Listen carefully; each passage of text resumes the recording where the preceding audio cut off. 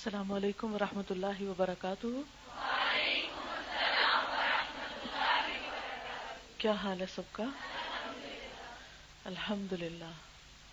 نحمدہ ونصلی علی رسولہ الکریم، اما بعد فاعوذ باللہ من الشیطان الرجیم، بسم اللہ الرحمن الرحیم۔ پیج نمبر 200 پر مومنانہ طریقہ۔ انہوں نے ذکر کیا کہ مومنانہ طریقہ کیا ہوتا ہے کہ زندگی میں انسان کو کوئی خوشی ملے یا کوئی غم ملے، ان سب مواقع سے وہ کوئی سبق سیکھے۔ خوشی کا موقع آئے تو خود کو کریڈٹ نہ دے کہ یہ میری کسی محنت اور میری کسی قابلیت اور کمال کا نتیجہ ہے، اور اگر کوئی تکلیف پہنچے تو اسے یہ نہ سمجھے کہ نعوذ باللہ یہ اللہ نے میرے ساتھ زیادتی کی، کیونکہ بہت سے لوگ یہ سمجھتے ہیں تکلیف کے موقع پر کہ شاید ان کے ساتھ بہت زیادتی ہوئی ہے، حالانکہ حقیقت یہ ہے کہ اللہ بندوں پر ظلم کرنے والا نہیں ہے، وہ نہیں کسی کے ساتھ بھی زیادتی کرتا۔ آپ کا کیا خیال ہے کہ اللہ تعالیٰ کسی کے ساتھ زیادتی کریں گے؟ زیادتی کون کرتا ہے؟ جو ناسمجھ ہو، جو حد سے بڑا ہوا ہو۔ اللہ کسی کے ساتھ زیادتی نہیں کرتا، اللہ تو کسی پر ذرے برابر بھی ظلم نہیں کرتا۔ اللہ کی طرف سے کبھی انسان کے اوپر ایسے حالات آ جائیں کہ جو انسان کے لیے تکلیف دہ ہوں، ناگوار ہوں، تو بھی وہ اللہ کی رحمت ہی کا نتیجہ ہوتے ہیں۔ کچھ چیزیں اللہ تعالیٰ ہمیں تکلیف کے ذریعے سکھاتے ہیں جو ہم آسانی سے نہیں سیکھ سکتے، اچھے خوشگوار ماحول میں نہیں سیکھ سکتے۔ پیغمبروں پر کتنی آزمائشیں آئیں، کتنی تکلیفیں آئیں، کیا خدا نخواستہ وہ ان پر زیادتی تھی؟ ہرگز نہیں۔ تو کبھی بھی ہمیں یہ نہیں سوچنا چاہیے کہ مجھ پہ بڑا ظلم ہوا ہے یا میرے ساتھ انصاف نہیں ہوا، یعنی اللہ کی طرف سے۔ اس کے برعکس مومن کا طریقہ کیا ہونا چاہیے کہ اگر اس پر کوئی تکلیف آئے یا کوئی اور موقع ہو اور لوگ اس کی تعریف بھی کریں اور خوشامد بھی کریں۔ بعض اوقات ایسا ہوتا ہے کہ ہمیں زندگی میں کوئی نعمت ملتی تو لوگ فوراً کہنے لگتے ہیں تمہاری کوئی نیکی کام آئی ہے، پتہ نہیں تم نے کون سی ایسی نیکی کی ہے جس کا اللہ نے تمہیں صلہ دے دیا۔ حالانکہ وہ بھی اللہ کی رحمت ہوتی ہے، اگر نیکی کی توفیق تھی وہ بھی اللہ کی طرف سے تھی۔ تو بات یہ ہے کہ لوگوں کے ریئیکشن کسی بھی موقع پر کسی بھی طرح ہو سکتے ہیں۔ آپ نے کبھی یہ بھی غور کیا ہوگا کہ کوئی ایک بات آپ کی زندگی میں ہوتی ہے اور مختلف لوگ آپ کے پاس آتے ہیں، کوئی ایک طرح کی رائے رکھتا ہے، کوئی دوسری طرح کوئی تبصرہ کرتا ہے، کوئی خوشی کے موقع پر آپ کو مبارک دیتا ہے، کسی کی مبارک میں بڑی محبت ہوتی ہے، کسی کی مبارک میں بھی ہڈن جیلسی ہوتی ہے۔ آپ کی خوشی کے موقع پر بھی ہر ایک آپ سے خوش نہیں ہوتا۔ جیسے نبی صلی اللہ علیہ وسلم کے بارے میں قرآن پاک میں آتا ہے کہ ان تصبک حسنۃ تسؤہم۔ کیا معنی ہے اس کا؟ ان تصبک حسنۃ تسؤہم، ان کو اچھی نہیں لگتی۔ اگر آپ کو کوئی اچھائی ملتی ہے، کوئی نعمت ملتی ہے، کوئی خوشی ملتی ہے تو ان کو اچھی نہیں لگتی۔ کون تھے جن کو وہ خوشی اچھی نہیں لگتی تھی؟ منافقین، حاسدین۔ اور ایسا ہر شخص کے ساتھ ہوتا ہے۔ اگر پیغمبر کے ساتھ ایسا ہو سکتا ہے جو کہ ہر ایک کا خیر خواہ ہوتا ہے، جس کے دل میں کسی کے لیے نفرت نہیں ہوتی، جو ہر ایک کے لیے مہربان ہوتا ہے، جو ہر ایک کو اس بڑی بلا آخرت کی مصیبت سے بچانا چاہتا ہے، اگر لوگ اس کی خیر خواہی کے جواب میں اس کے ساتھ حسد کر سکتے ہیں، اس کے ساتھ برا گمان رکھ سکتے ہیں، تو پھر میں اور آپ کون ہیں؟ ہم نے کیا کیا کسی کے لیے؟ ہمارے اندر کیا خیر ہے؟ تو ایسے موقع پر بسا اوقات ایسا ہوتا ہے کہ آپ کو کوئی نعمت ملتی ہے تو لوگ اس پر بھی خوش نہیں ہوتے، جل جاتے ہیں۔ ایسے میں انسان ایک ہی واقعے پر مختلف لوگوں کے مختلف ریاکشنز دیکھتا ہے۔ اب اس میں جو ریاکشنز ہوتے ہیں، جو کامنٹس آپ کو ملتے ہیں، ان پر مت جائیے، لوگوں کی باتوں پر مت جائیے۔ کیوں نہیں جانا لوگوں کی باتوں پر؟ لوگ عموماً سطحیت پر جاتے ہیں، ظاہریت پہ جاتے ہیں، اوپری باتوں پہ جاتے ہیں، ان کو اندر کی ریالٹی کا پتہ ہی نہیں ہوتا۔ بہت سے لوگوں کے جو تجزیے ہوتے ہیں وہ تجزیے نہیں ہوتے، وہ صرف ایک ظاہری نظر ہوتی ہے، تو اس کو سچ نہ سمجھیے. اس لیے کبھی کسی کی تعریف پر پھولیے نہیں، بہت خوش نہ ہو جائیے، اور کسی کی تنقید پر بہت نالاں مت ہو جائیے کہ آپ اس پر دل چھوڑ بیٹھے، کام چھوڑ بیٹھے. لوگ جو کچھ بھی کرتے ہیں وہ کرتے رہیں، اور آپ جو کچھ کرنا چاہیے وہ کرتے رہیں، اسی میں آپ کی بھلائی. ہمیں لوگوں کے تابع نہیں کرنا اپنے آپ کو. اچھا، ہم تابع داری کا ایک مطلب کیا سمجھتے ہیں کہ اندھا دھند کسی کے پیچھے چل پڑنا. یہ نہیں ہے. تابع ہونے کا مطلب یہ ہے کہ لوگوں کے ریئیکشنز پر ہم ویسا محسوس کرنے لگے.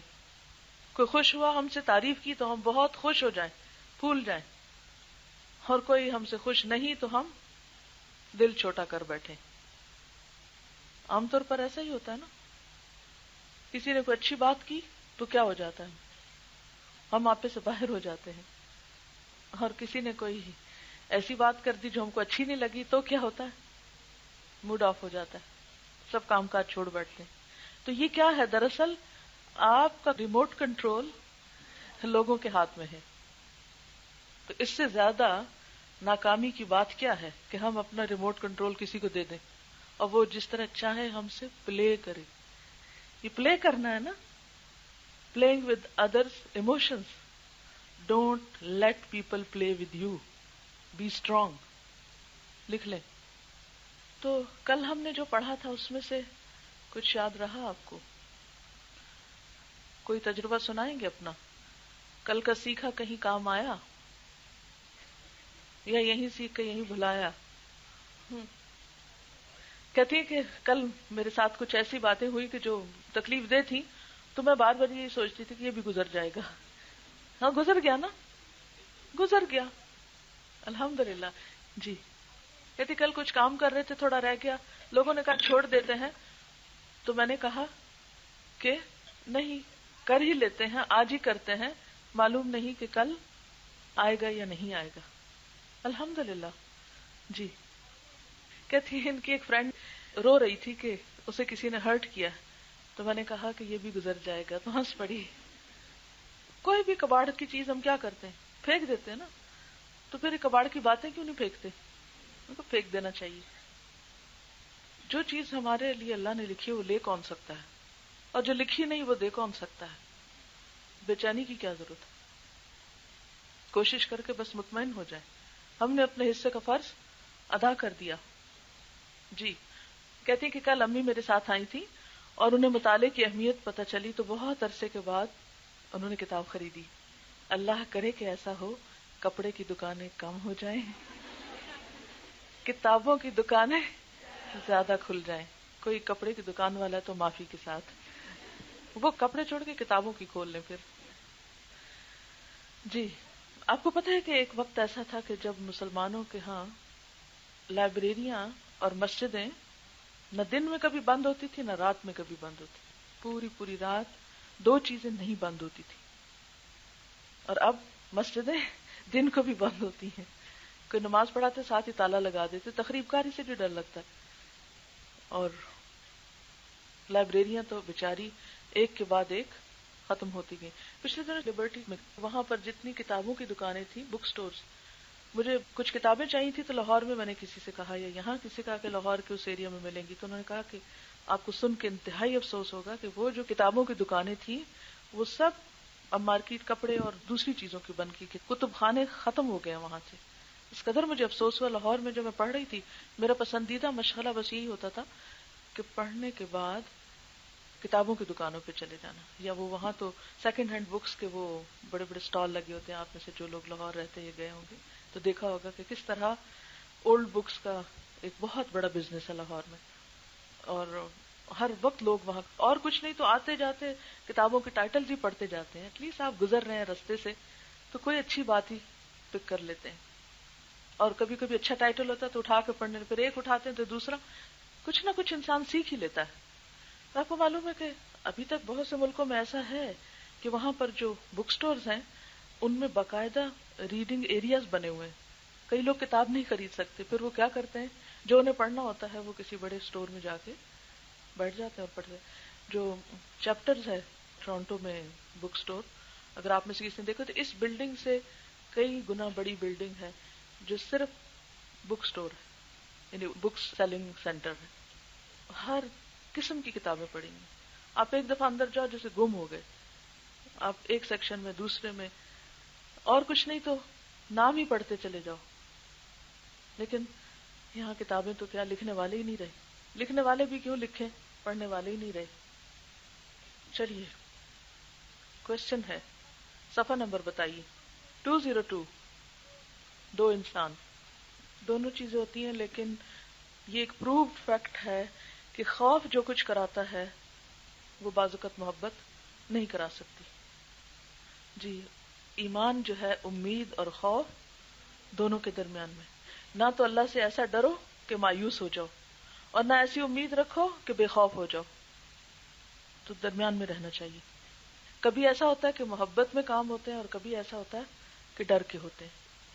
دیکھیے کہ ایک واقعے کو جنرلائز نہ کریں کہ اگر ایک شخص نے ایک وقت میں ایک کام اللہ سے ڈر کے کیا تو اس کا یہ مطلب ہے کہ اسے اللہ سے محبت ہی نہیں، یا اس نے کبھی محبت میں کچھ نہیں کیا۔ وہ تو صرف ایک واقعے سے ایک سبق نکالا ہوا ہے، ٹھیک ہے۔ ویسے زیادہ تر تقوی اللہ کے ڈر ہی کا نام ہے یا نہیں؟ تقوی کو کیسے ڈیفائن کرتے ہیں آپ؟ تقوی کا عام طور پہ ترجمہ کیا کیا جاتا ہے؟ اللہ سے ڈرنا کرتے ہیں نا، اللہ کا ڈر، تو ڈر غالب ہوتا ہے، حالانکہ اللہ کی رحمت غالب ہے ہر چیز پر، وہ اللہ کے پارٹ پر ہے، بندے کے پارٹ پر کیا ہے کہ ڈر غالب رہے۔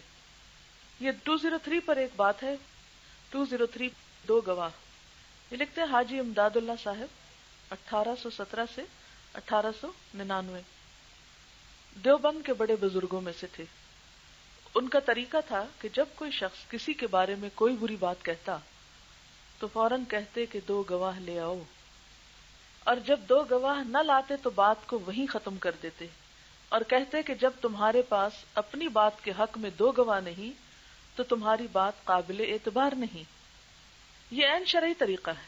اسلام میں معاملات کے اس بات یعنی ثابت کرنے کے لیے شہادت یعنی گواہی کا اصول رکھا گیا ہے، یعنی کوئی شخص کوئی معاملہ کرے یا کسی بات کا دعویٰ کرے تو وہ اپنے دعوے کے حق میں معتبر گواہ پیش کرے۔ زنا کے معاملے میں 4 گواہ کا اصول ہے اور بقیہ تمام معاملات میں 2 گواہ کا اصول۔ ایک شخص کسی کے اوپر کوئی الزام لگائے تو البینۃ علی المدعی کے شرعی اصول کے مطابق اس کی یہ ذمہ داری ہے کہ وہ اس کا ثبوت پیش کرے۔ ضروری ثبوت پیش نہ کرنے کی صورت میں اس کی بات بالکل بے بنیاد قرار دی جائے گی، مگر موجودہ زمانے میں مزاجوں کے بگاڑ کی وجہ سے یہ اصول عملاً ختم ہو گیا ہے۔ اب جن ممالک میں شرعی حدود جاری بھی ہیں تو وہاں بھی ہر ایک پہ شرعی حد نہیں لگتی۔ آپ کو معلوم ہے کہ اسلام میں اگر کوئی کسی کے اوپر زنا کا الزام لگاتا ہے تو اس کے لیے اگر وہ گواہ نہیں لائے گا تو کیا ہوگا؟ 80 کوڑے اسی کو پڑیں گے۔ کتنے لوگ ایسی باتیں کرتے اور ان کو 80 کوڑے پڑتے ہیں؟ کوئی بھی نہیں، کیونکہ کوئی اس بات کی فکر ہی نہیں کرتا کہ کوئی کس کے بارے میں کہہ کیا رہا ہے۔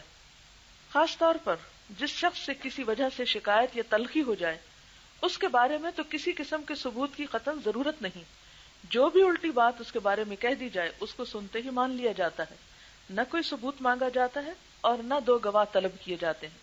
یہ بیماری اتنی بڑھ گئی ہے کہ عوام تو درکنار، خواص بھی اس میں ملوث ہیں، حتیٰ کہ اکابر تک اس سے مستثنی نہیں، بڑے بڑے دیندار لوگ بھی اس سے بچے ہوئے نہیں۔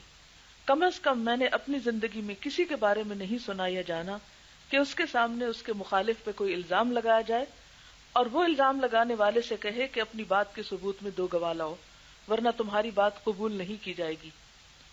قدیم زمانہ میں بزرگی کا مطلب وہ تھا جس کی مثال اوپر کے واقعے میں نظر آتی ہے، مگر آج بزرگی کا مفہوم بالکل بدل گیا ہے۔ آج ایک آدمی گواہ اور ثبوت کے بغیر ایک الٹی بات کو مان لیتا ہے، اس کے باوجود اس کی بزرگی میں کوئی فرق نہیں آتا، پھر بھی وہ اپنے معتقدین کے درمیان بدستور مقدس بنا رہتا ہے۔ کتنی صحیح بات ہے۔ اگر یہ سلسلہ شروع ہو نا، ساری غیبت ختم ہو جائے، لوگوں کو جرأت ہی نہ رہے کسی کے خلاف شکایتیں پہنچانے کی۔ پیج کیا ہے؟ 189 کامیاب مقابلہ۔ ایسا ہے کہ عام طور پہ خواتین کو یہ مشکل پیش آتی ہے کہ وہ پڑھنا چاہتی ہیں لیکن انہیں گھر میں ماحول میسر نہیں ہوتا. جب چھوٹے ہوتے ہیں تو اتنی سینس نہیں ہوتی، سمجھ نہیں ہوتی. اس وقت ماں باپ کہتے بھی ہیں کہ پڑھو تو پڑھنا اچھا نہیں لگتا. عموماً ایسے ہی ہے نا، گھروں میں بچوں کو آپ کہتے ہیں پڑھو، ریڈنگ کرو، وہ نہیں کرتے. لیکن جب بڑے ہو کر احساس ہو، شعور ہو اور کرنا چاہیں تو پھر کچھ اور بچے ہوتے ہیں، کچھ اور بڑے بھی بچے بن جاتے ہیں اور وہ پڑھنے نہیں دیتے. یہ مسئلہ ہے اکثر لوگوں کو کہ گھر کا ماحول اتنا سازگار نہیں پڑھنے کے لیے. جی بالکل درست فرمایا آپ نے کہ والدین دیگر ضروریات پوری کرنے میں تو خوشی محسوس کرتے ہیں لیکن کتاب خرید کر دینے کے لیے تیار نہیں ہوتے، اور خاص طور پر دینی کتاب اور بھی مشکل. میری کلاس میں، وہاں پر کینیڈا کی کلاس میں 2 بہنیں ہیں. ایک بہن اسکول میں گئی اور ایک بہن الہدا میں آئی. ایک ہی ماں باپ کی اولاد ہے. وہ کہتی ہے کہ میری بہن کی ایک ایک کتاب اتنی مہنگی ہے لیکن والدین خوشی سے لے کے دے رہے ہیں، اور میری ٹوٹل کتابوں کی قیمت $110 تھی لیکن وہ بھی مشکل سے مجھے ملے. تو یہ بھی ایک بات ہے کہ ماں باپ بچوں کے درمیان بھی فرق کر ڈالتے ہیں جب دین اور دنیا کا معاملہ آتا ہے نا. دنیا لینا چاہتے ہیں یا دینا چاہتے ہیں مگر دین کے لیے خرچ نہیں کرنا چاہتے. تو ہم تھوڑا سا اگر اس موضوع کے اوپر بات کر لیں، اس مشکل کا حل ڈھونڈ لیں. 2-3 طرح کے مسائل کا ذکر آیا ہے جن میں سے پہلے مسئلے پر ہی میں واپس چلوں گی کہ ہمارے ارد گرد کا ماحول سازگار نہیں پڑھنے کے لیے. اس کی بھی 2 طرفہ وجوہات ہیں، کچھ اندرونی ہے کچھ بیرونی ہے. اندرونی شوق تو ہے، مانتی ہوں میں بہت شوق ہے، لیکن پلاننگ نہیں. اور بیرونی مشکلات تو بہرحال ہیں ہی. بعض اوقات چھوٹے ہوتے ہیں بچے، وہ پڑھنے لگتے ہیں کتاب پھاڑ دیتے ہیں یا ان کو اچھا نہیں لگتا، کیونکہ پڑھنا جو ہے یکسوئی مانگتا ہے. جب آپ پڑھنے لگتے ہیں تو آپ ادھر ادھر سے غافل ہو جاتے ہیں. اس صورت میں پھر آپ کو دوسرے ایک نماز پڑھنے میں آپ کے لیے مشکل کرتے ہیں. بچوں کو رونا شروع کر دیتے ہیں کہ ماں بولتی کیوں نہیں، اور اگر آپ پڑھ رہے ہیں اور بولتے نہیں تو بھی ان کو مشکل ہے کہ بولتے کیوں نہیں. تو اس میں آپ دیکھیے کہ مختلف اس کے سولوشنز ہو سکتے ہیں. ایک تو یہ ہے کہ آپ دیکھیں کہ کون ہیں جو آپ کو پڑھنے سے روک رہے ہیں. چھوٹے بچے ہیں تو اس کے لیے آپ کیا کریں، چھوٹے بچوں کی کتابیں ان کو پڑھ کے سنانا شروع کریں. ویسٹ میں پریگننٹ مدرز کو یہ سکھایا جا رہا ہے کہ وہ اپنے پیدا ہونے والے بچے کو ریڈنگ کر کے سنائیں. ہمارے لیے تو اللہ نے قرآن رکھ دیا، الحمدللہ جتنا بھی پڑھیں سنیں وہ ہمیں کیا اس تک بھی پہنچتا ہے. اور اس پہ باقاعدہ تجربات ہو رہے ہیں، یعنی ایک وقت میں مختلف عورتوں کے اوپر اس طرح کے تجربات کی. کچھ بچوں کو میوزک سنوایا گیا، کچھ کے سامنے میتھس کی کیلکولیشن بول بول کر کی گئی، کسی کو کوئی لینگویج سنائی گئی، تو وہ بڑے ہو کر پھر ان بچوں کے اندر وہی چیزیں آئیں. تو بات یہ ہے کہ چھوٹے بچے ہیں، مثلا اب میرے بچوں کے آگے بچے چھوٹے ہیں نا، میں تو اس سے گزر گئی، تو میں ان کو یہ کہتی ہوں کہ آپ انہیں پڑھ کے سنانا شروع کریں، چھوٹی کتابیں پڑھنا شروع کر دیں.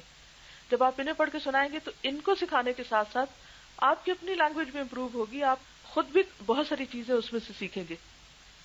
لیکن بسا اوقات ہمارے ہاں اردو میں خاص طور پر بچوں کی کتابیں گریڈڈ ریڈنگ کے لیے اویلیبل نہیں ہیں. اس میں بعض اوقات بڑے بڑے لفظ ہوتے ہیں، وہ بچوں کو دلچسپی نہیں ہوتی اس میں. لیکن گڈ ورڈز کی بکس جو ہیں، آئی ڈونٹ نو کہ یہاں اویلیبل ہیں یا نہیں، انڈیا سے چھپتی ہیں، مولانا وحید الدین ہی کے بیٹے ہیں جو ان کو چھاپتے ہیں. گڈ ورڈز کی بکس بچوں کے لیے بہترین ہیں، بہت اچھے ان کے گرافکس ہیں، بہت اچھی ان کی سٹوریز ہیں. مجھے اتنا نہیں معلوم کہ اس کے اوپر ایج گروپ کا کچھ مینشن کیا ہوا ہے یا نہیں. بہرحال وہ آپ خود بھی دیکھ کے اندازہ کر سکتے ہیں کہ آپ کے بچے کی ذہنی لیول کیا ہے. اور موسٹلی کتابیں وہ ہیں انگریزی میں، اور اب تو ہر ایک جگہ انگریزی سیکھنے کا کریز ہے لوگوں کو، لہذا وہ بھی ساتھ سیکھ لیں گے. انہیں کیا انگریزی سکھاتے ہیں آپ کو. خیر، بعض لوگوں کو اپنی خود انگریزی سیکھنے کا بڑا شوق ہوتا ہے، وہ پھر بڑی کتابوں کی طرف جاتے ہیں. تو ان کو بھی میں یہ کہتی ہوں کہ وہ بالکل زیرو سے شروع کریں، بالکل چھوٹی کتاب سے شروع کریں، ایک پڑھیں، دوسری پڑھیں، تیسری پڑھیں، اور پھر اس طرح پڑھتے پڑھتے. اب مجھے نہیں معلوم کہ یہاں برٹش لائبریری سے ابھی بھی کتابیں ملتی ہیں یا نہیں، یہ برٹش سینٹر ہے یا نہیں. جب میرے بچے بہت چھوٹے تھے، کلوز ہو گیا ہے. یہاں پہلے برٹش کاؤنسل تھی یہاں اسلام آباد میں، جب 80s میں خود یہاں تھی اور میرے بچے چھوٹے تھے، تو وہاں اکثر میں جا کے کتابیں لائبریری سے بورو کر لاتی تھی، اور اس میں گریڈڈ ریڈنگ تھی، یعنی 3 سال کے بچے کے لیے، 4 کے لیے، 5 کے لیے، 6 کے لیے. تو اس میں یہ کہ ہمیں اتنا نہیں پھر سوچنا پڑتا کہ کس بچے کے لیے کیا سلیکٹ کریں. لیکن افسوس یہ کہ ہم نے اسلامی کتب کے ساتھ یہ نہیں کیا. اگر ایسا کر لیا جائے تو یہ ہر گھر کی ضرورت ہے نا، ہر گھر کی ضرورت ہے. تو میں جو لوگ برانچز سے آئے ہوئے ان سے ریکویسٹ کروں گی کہ برانچ میں بھرپور قسم کی لائبریری بنائیں، ہر برانچ کے اندر لائبریری ہو، اور اس لائبریری کی کتابوں کو آپ دیکھ کر مختلف ایج کے بچوں کے لیے اور پھر بڑوں کے لیے اکارڈنگلی اس کو ارینج کریں، اور پھر اپنے اسٹوڈنٹس کو ایشو کریں، کیونکہ ہر شخص کتاب نہیں خرید سکتا. تو کتاب ہر ایک کے لیے اویلیبل ہونی چاہیے. جو بھی ان کتابوں کو پڑھے گا وہ صدقہ جاریہ ہوگا، لیکن اس کے لیے آپ کو باقاعدہ پلاننگ کرنی پڑے گی، پورا لائبریری کا سسٹم سیٹ کرنا پڑے گا، کتابیں ایشو کرنی پڑیں گی، دینی پڑیں گی، لینی پڑیں گی، ایک شخص کو اس میں مقرر کرنا پڑے گا. اگر آپ اور کچھ نہیں کر سکتے تو ریڈنگ گروپس بنا لیں، ریڈنگ کلب بنائیں. چھوٹے بچوں کو آپ لا کے صرف لیکچر ہی کیوں دیتے ہیں؟ بچے صرف لیکچر نہیں سیکھ سکتے، ان کی ریڈنگ ہیبٹ ڈیولپ کریں. ہفتے میں ایک شام بچوں کے لیے پڑھنے کا دن، منیمم ایک، زیادہ بھی ہو سکتا ہے، ایک شام ایوننگ میں بچوں کے لیے پڑھنے کا وقت مقرر. بچے آئیں، کتابیں دیں، اور پھر اس کے بعد یہ کہ ان کو پڑھنے کے لیے. میں خود اپنے بچوں کو ان کے کمرے میں نے لائبریری بنائی ہوتی تھی. کوئی جگہ ایسی نہیں ہوتی تھی کہ جہاں میں جاؤں اور مجھے کوئی کتاب ملے اور میں اسے نہ خریدوں. کھلونے نہیں خریدتی تھی لیکن کتابیں ضرور خریدتی تھی. تو لا کے ان کے اپنے کمرے میں کہ دیکھتے رہے، اور ہر روز رات کو ان کو جب سلانے لگتی تو شروع میں خود سناتی سٹوریز، لیکن بعد میں نے ان کو پکڑانی شروع کر دی اور پڑھتے پڑھتے سو جاتے. اور اس طرح کئی کتابیں انہوں نے صرف اسی طرح سیلف ریڈنگ کے تحت کی. اور اس میں یہ کہ پھر جیسے وہ ہیری پاٹر کی بات ہے، ہر بچے کو ہیری پاٹر کا شوق ہے، اور کسی بھی سٹور پر آپ جائیں تو جتنا بلک آپ کو ہیری پاٹر کی کتابوں کا آگے ہی نظر آئے گا، وہ شاید بیسٹ سیلر ہے، کسی اور کتاب کی اتنی سیل نہ ہو. اس کا شوق ڈیولپ کر دیا گیا نا، یا یہ کہ اس میں محنت ہوئی ہے اور ایک ایسی چیز تیار ہوئی ہے کہ ہر بچہ اس کو پڑھا. ہم کیوں نہیں اسلامی لٹریچر کو اس طریقے سے پروڈیوس کرتے کہ ہر ایک کو پڑھنے کا شوق پیدا ہو. بہرحال بات یہ ہے کہ بچپن سے ریڈنگ شروع کرائیں، گھر میں چھوٹے بچوں کو پڑھ کر سنائیں، ان کو ہر وقت کھلونوں سے نہ بہلائیں، کیونکہ ہم کہتے ہیں ابھی تو بچہ ہی ہے نا، ابھی تو کھیلنے کی عمر ہے. نہیں، بچپن سے ہی پڑھنا سکھائیں، ریڈ کر کر کے سنائیں. پھر اس کے بعد آپ یہ دیکھیں کہ جیسے بڑے لوگ آپ کے راستے میں رکاوٹ ڈالتے ہیں، تو وہ رکاوٹ اس لیے ہوتی کہ ہماری اپنی پلاننگ نہیں ہوتی گھر کے کاموں کی، یا ان لوگوں کے ساتھ ہماری انٹریکشن نہیں ہوتی. صرف ریڈنگ کے معاملے میں نہیں، کوئی معاملہ، کوئی کام جس میں آپ دیکھیں کہ کوئی شخص آپ کے لیے رکاوٹ بن رہا ہے. کیونکہ بعض اوقات آپ لوگوں سے اریٹیٹ ہونے لگتے ہیں نا، میں یہ کام کرنا چاہتی ہوں، یہ بیچ میں آ جاتا ہے، یہ مجھے ستاتا ہے، یہ کرتا ہے، وہ ڈسٹرب کرتا ہے. اور کسی کے لیے فون مصیبت وبال جان بنا ہوتا ہے، کسی کے لیے بچے ہوتے ہیں، کسی کے لیے گیسٹ ہوتے ہیں، کسی کے لیے کوئی اور ہوتا ہے. اب آپ لوگوں کے رحم و کرم پہ جیتے رہیں گے کہ وہ آپ کو ہر وقت آپ یہ کہتے ہیں لوگ نہیں کرنے دے رہے، لوگ نہیں کرنے دے رہے. بھئی لوگ تو کبھی نہیں کرنے دیں گے، حل تو آپ کو سوچنا ہے نا. کوئی بھی کام جو آپ سمجھیں کہ لوگ نہیں کرنے دے رہے، تو آپ اس کو انالائز کریں، کیسے کریں گے، کیا کریں گے، نہیں پتا، سوچیں، چلیے ریلیکس اینڈ تھنک. ہاں، وہ ہماری توجہ چاہتے ہیں اور تعلقات بہتر بنائیں گے، گڈ، اور ان کے حقوق ادا کریں گے، اور خدمت سے، اور کوئی بھی چیز جو آپ کو اریٹیٹ کر رہی ہے، آپ کو بیمار کر رہی ہے، آپ کے ٹیلنٹ کو ضائع کر رہی ہے، آپ کی پروڈکٹیوٹی متاثر کر رہی ہے، تو سب سے پہلے آپ دیکھیے کہ روٹ کاز کیا ہے. اور اس میں صرف سطحیت اور اوپر اوپر سے نہیں دیکھیے، روٹ کاز کا مطلب کیا ہے، اس کی روٹس میں جا کے دیکھیے کہ واٹس دا پرابلم، مسئلہ کیا ہے. مثلاً اگر آپ پڑھتے اور بچہ نہیں پڑھنے دے رہا تو آپ دیکھیں کہ کہیں وہ بھوکا تو نہیں، کہیں اس کو نیند تو نہیں آ رہی، کہیں اس کو کوئی اور ضرورت تو نہیں. بہت سے لوگ مجھے کہتے ہیں، جب میں ان سے کہتے دین کا کام کرتے ہیں، بچے چھوٹے ہیں وہ اگنور ہو جائیں گے اور معلوم نہیں کیا ہو جائے گا، تو میں ان سے یہ کہتی ہوں کہ بچوں کو ساتھ رکھیں. نہیں، بچوں کو ساتھ رکھے تو کام نہیں ہوتا. کیسے نہیں ہوتا؟ بچوں کو اکارڈنگلی ٹرین کریں، گود میں لے کے بیٹھے. میں نے ہمیشہ جب تفسیر پڑھائی ہے الحمدللہ اور تیاری بھی کی ہے، جب بچے چھوٹے تھے تو میں ان کو لات میں اس طرح ایک بازو سے پکڑ لیتی تھی، یعنی جب بہت چھوٹے تھے، اور دوسرے سے اپنی سیٹنگ ارینجمنٹ میں نے اس طرح کی ہوتی تھی کہ میری کتابیں اپنی جگہ پہ پڑی ہوئی ہیں، قلم اپنی جگہ پر ہے، جس پہ لکھنا ہے وہ اپنی جگہ پہ ہے، اور بچے کا سامان اپنی جگہ پہ ہے. بچے کو تھپک کے ادھر چلا دیا، کام شروع کر دیا. اگر وہ اٹھ گیا ہے تو اسے اگر دودھ چاہیے یا اس کو چینج کرنا ہے تو وہ کر کے پھر اس کو ادھر تھپکا، اگر وہ کھیلنے کا ہے کچھ تو کھیلے، نہیں تو اٹھا لیا، لیپ میں بٹھا لیا، آگے اس کو بھی کچھ دے دیا اور اپنا کام جاری رکھا. پھر بچے ذرا اور بڑے ہو جاتے ہیں، وہ لکیریں مارنے لگتے ہیں، آپ کے کاغذ پھینکتے ہیں، کچھ کرتے ہیں. اکارڈنگلی پھر آپ دیکھیں ان کو بھی دے دیں کاغذ پین. اور آپ نے دیکھا ہوگا کہ جب ان کو بھی کاغذ پین، وہ آپ کی طرح کرنا چاہتے ہیں نا، ہر وہ کام جو آپ کر رہے ہیں انہیں بھی کرنا ہے. آپ پڑھ رہے ہیں ان کی کتاب بھی کھول دیں، آپ لکھ رہے ہیں انہیں بھی قلم پین پکڑا دیں، تاکہ وہ آپ کا تو نہ چھینے. پھر بھی چھینتے ہیں کبھی کبھی، لیکن موسٹلی پھر ہوتا جاتا ہے. مگر ایک چیز ہے، آپ کی دھن کمپرومائز کرنا ہی نہیں، چھوڑنا ہی نہیں، جو مرضی کو کرے. دنیا ادھر کی ادھر یہ نہیں چھوڑنا. جب آپ اپنے دل میں سچی نیت کر لیتے ہیں، اللہ تعالیٰ سب چیزوں کے لیے راستہ بنا دیتے ہیں. میں تو ہمیشہ سوچتی ہوں، اگر اللہ تعالیٰ نے بنی اسرائیل کے لیے سمندر کو سڑک بنا دیا تھا، بنایا تھا کہ نہیں پڑھا؟ کہاں لکھا ہوا ہے؟ کیا ہوا تھا؟ بنی اسرائیل کو سمندر پار کرایا تھا نا. موسیٰ علیہ السلام نے عصا مارا تھا، سڑک بن گئی، سارے نکل گئے. بنی اسرائیل کو بہت اچھے قوم تھی اس وقت. کیسے تھے؟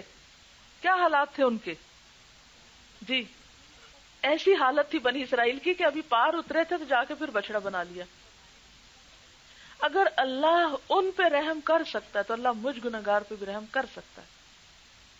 اگر اللہ ان کے لیے راستہ بنا سکتا ہے، سمندر کے بیچ میں بنا سکتا ہے، تو اللہ میرے لیے بھی بنا سکتا ہے. اگر اللہ پتھر سے ان کے لیے چشمہ پھوڑ سکتا ہے تو اللہ میرے لیے بھی پھوڑ سکتا ہے. وہ قادر مطلق ہے. اگر اللہ موسیٰ علیہ السلام کو فرعون کے گھر پال سکتا ہے تو اللہ میرے رزق کا بھی بندوبست کر سکتا ہے. اللہ کے لیے کچھ بھی مشکل نہیں. ہماری اپنی ہمتیں ہیں یا اللہ کے بارے میں گمان صحیح نہیں. ایک بات ہمیشہ یاد رکھیں، ہرڈل کا تو کبھی رونا روئے ہی نہ. یہ رکاوٹ ہے، وہ اس کا ذکر بھی نہ کریں. کیوں؟ وہ اور ایکٹیو ہو جاتے ہیں.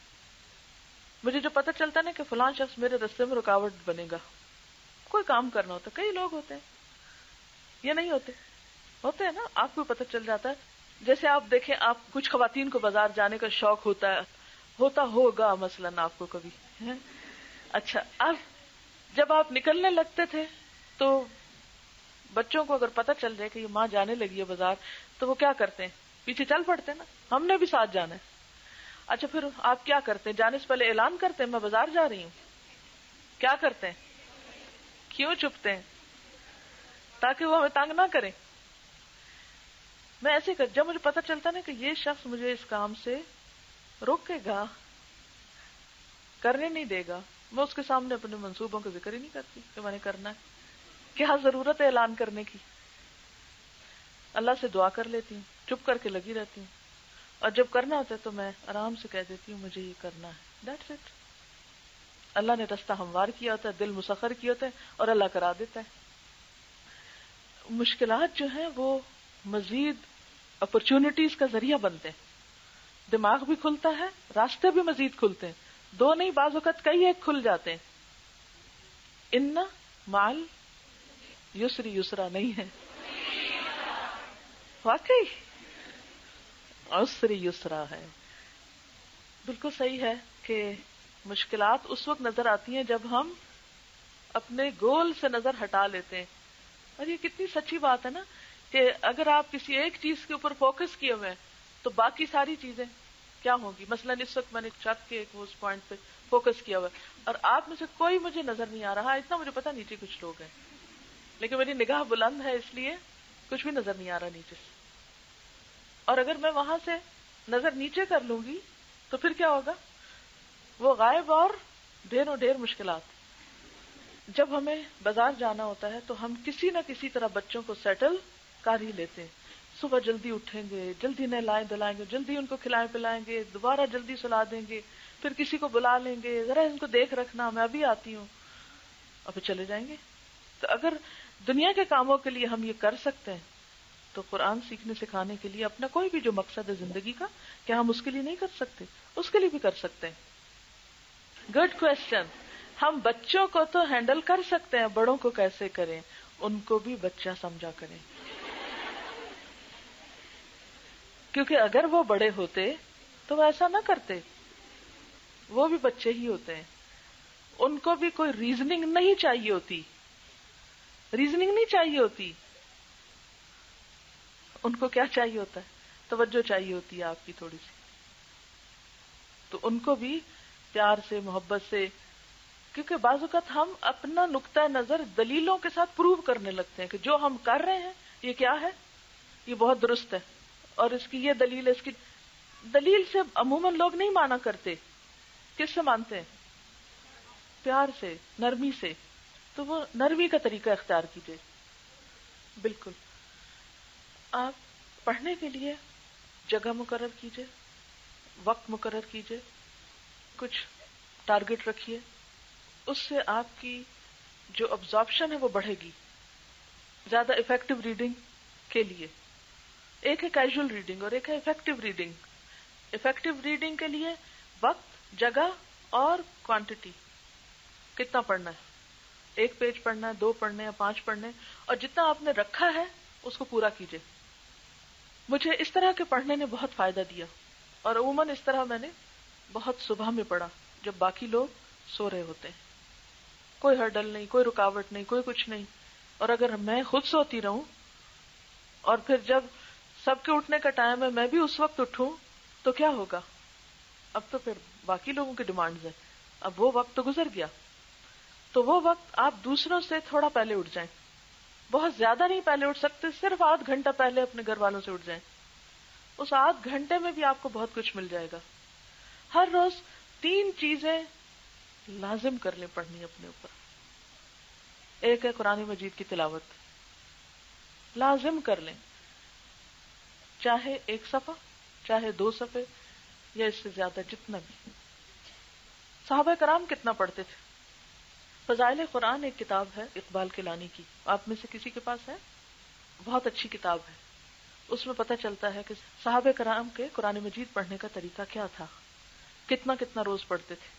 اب دیکھیں کہ جو قرآن پاک کی تقسیم ہے نا 30 پاروں میں، یہ نبی صلی اللہ علیہ وسلم کی طرف سے نہیں ہے، یہ بعد میں ہوئی ہے. اور یہ 30 میں کیوں تقسیم کیا گیا تھا؟ پڑھنے کی سہولت کے لیے، کہ رمضان کے مہینے میں 1 پارہ روز پڑھ لیا جائے. لیکن کچھ لوگ صرف پاروں پہ نہیں رہے، انہوں نے ہفتے میں پڑھنا چاہا. ان کے لیے کیا ہوا؟ 7 منزلیں، ہر روز 1 حزب پڑھتے ہیں، 1 منزل پڑھتے ہیں.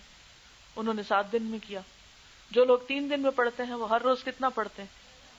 10 پارے. حضرت عبداللہ ابن عامر ابن العاص جو تھے وہ ہر روز 1 قرآن پڑھنا چاہتے تھے، آپ نے ان کو منع کیا. ہم میں سے کتنے لوگ جو روز 1 پارہ ہی پڑھتے ہوں؟ پھر یہ جو رب میں تقسیم ہے، نصف اور رب، اور یہ بھی کس لیے ہے؟ جی 1 دن پڑھنے سے تو منع کیا ہے، 3 دن کی اجازت دی ہے. ہم میں سے کتنے لوگ ہیں جنہوں نے کبھی 3 دن میں قرآن مجید ختم کیا؟ چند ایک ہاتھ کھڑے ہیں الحمدللہ. لیکن عموماً وہ بھی کب ہوتا ہے؟ جب کوئی مشکل پیش آتی ہے، عام طور پہ نہیں پڑھتے. صحابہ کرام اس وقت نہیں قرآن مجید پڑھا کرتے تھے جب ان کی زندگی میں کوئی مشکل پیش آتی تھی تو اس مشکل کے ازالے کے لیے وہ قرآن مجید پڑھ لیں. تو کچھ لوگ 3 دن میں پڑھ لیتے ہیں روٹین میں، یعنی زندگی میں 1 دفعہ. کچھ لوگ 7 دن میں پڑھتے ہیں، کچھ 30 دن میں پڑھتے ہیں، کچھ 60 دن میں پڑھتے ہیں، کچھ 120 دن میں پڑھتے ہیں. اب آپ اس میں سے جو بھی پلان لینا چاہیں لے لیں اپنے لیے، وٹ ایور سوٹس یو. کوئی بھی پلان. ٹیلی فون کے پلان ہوتے ہیں یہاں، لیتے ہیں آپ؟ کہتے ہیں نا کون سا پلان لیا تم نے؟ مجھے نہیں معلوم یہاں ہوتا ہے یا نہیں. ہوتا ہوگا، کوئی پلان ہوتے ہیں نا مختلف پلان. پیکیجز کہتے ہیں یہاں. Okay package. تو کون سا پیکیج ہے آپ کا؟ 30 ڈیز. اوکے 30 ڈیز پیکیج لے لیں، 7 ڈیز پیکیج لے لیں، 60 ڈیز پیکیج لے لیں، 120 days package, whatever suits you. اور 120 میں بھی نہیں تو پھر آپ کیا کریں؟ سال کا لے لیں. سال میں ایک تو پورا کریں. اچھا بعض لوگ اپنے آپ کو دھوکہ دیتے, لو ہم قرآن نہیں پڑھتے, سارا دن تو ہمارا سبق یاد کرتے گزرتا ہے. وہ تو سبق یاد کر رہے ہیں, اللہ واسطے کیا پڑھ رہے ہیں اس میں سے بتائیے؟ وہ تو نمبروں کے واسطے پڑھتے ہیں, سرٹیفکیٹ کے واسطے پڑھتے ہیں. اللہ واسطے کیا پڑھتے ہیں؟ اللہ واسطے کا مطلب پتہ؟ اللہ واسطے ہم سمجھتے کہ شاید کسی کے لیے کچھ صدقہ خیرات, لیکن یہ اللہ واسطے اپنے لیے ہے. کبھی خود پہ بھی صدقہ کریں, اپنے لیے ہے.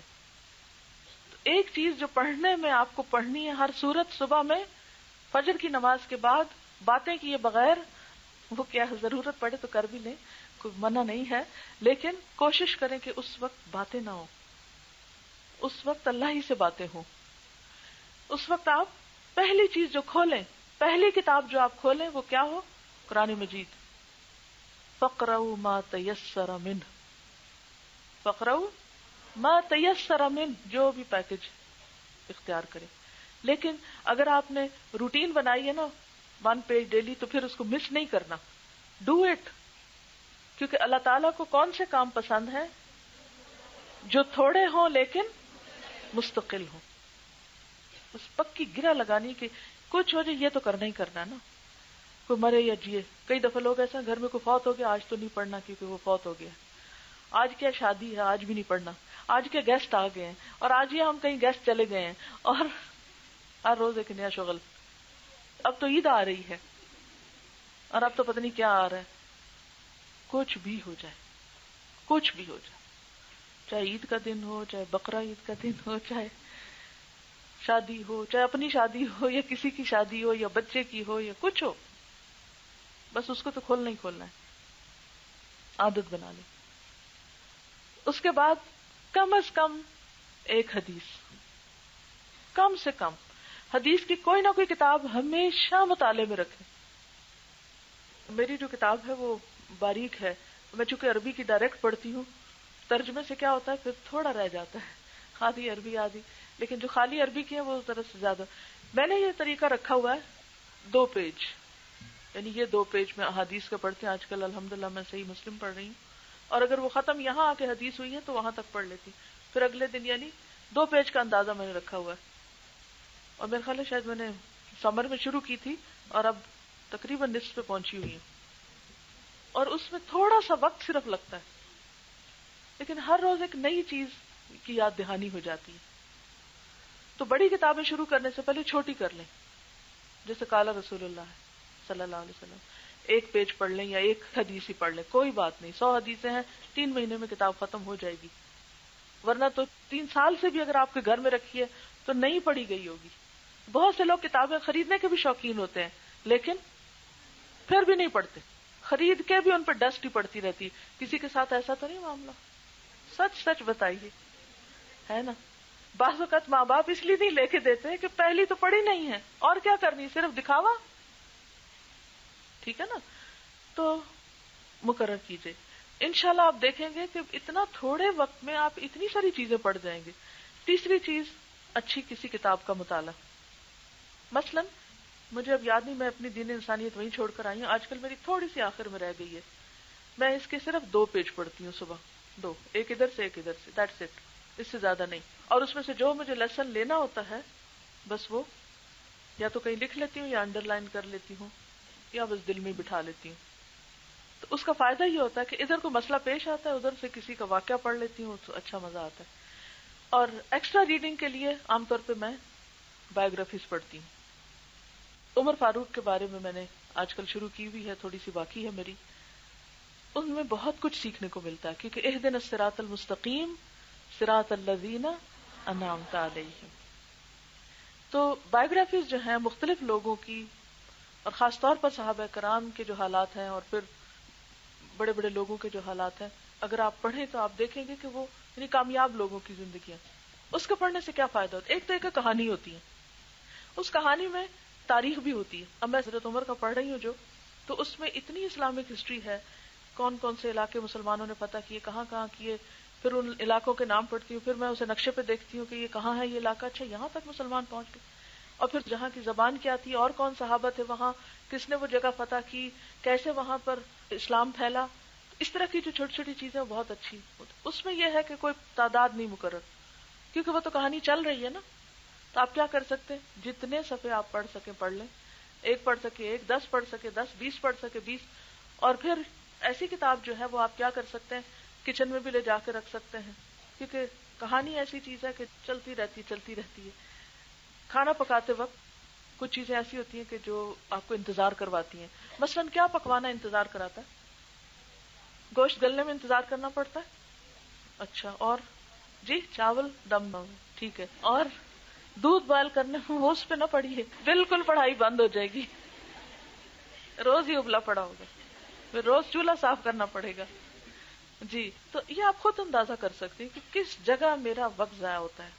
مثلاً آپ بس سے آتے ہیں، بس اسٹاپ پہ آپ کا وقت ضائع ہوتا ہے. آپ کو پتا ہے نا، کوئی تو نہیں آپ کو بتائے گا. آپ کو پتا ہے کہ روز آپ کو بس اسٹاپ پہ 5 منٹ 10 منٹ لگتے ہیں. آپ کو ٹریولنگ میں ٹائم لگتا ہے. ٹریولنگ ٹائم کو یا تو تسبیح کر کے گزاریں یا پھر ریڈنگ دا 100 گریٹ مسلمس. ایک اردو کی کتاب بھی ہے 400 با کمال خواتین، آپ نے دیکھی ہوگی. آپ دیکھیے کہ اتنے اس میں قصے ہیں، چھوٹے چھوٹے بھی، نام ہے، جگہ کا نام ہے. تو اچھا لگتا ہے نا، ذرا خواتین کے ساتھ ہم کنیکٹ کر سکتے ہیں اپنے آپ کو. یہ ساری کسی با کمال شخص کے بارے میں پڑھنا، اس سے کیا فائدہ ہوگا آپ کو؟ کچھ سیکھیں گے یا نہیں؟ کسی سے آپ زندگی آرگنائز کرنا سیکھیں گے، کسی کی محنت کے بارے میں سیکھیں گے، کسی کے صبر کے بارے میں سیکھیں گے، کسی کی کوئی اور خوبی سیکھیں گے. جیسے شہد کی مکھی ہوتی ہے نا، کیا کرتی ہے، ادھر سے بھی رس چوسا، ادھر سے ادھر، اور وہ سارا مل کے کیا بنتا ہے، فیہ شفاء للناس. تو مطالعے میں آپ کے اپنے لیے شفا ہے. پھر کل میں نے بات کی تھی فلٹر کی، کہ فلٹر ہونا چاہیے آپ کے پاس، کیونکہ اللہ نے فلٹر کا نظام رکھا ہے، ہمارے ناک میں بھی رکھا ہے، اور کانوں میں بھی فلٹرز ہیں، آنکھوں میں بھی ہیں. تو ہم کو فلٹر کرنا چاہیے مطالعے کو بھی. ایسا نہیں جو پڑھا بس سارا کچھ 100% قبول کر لیا.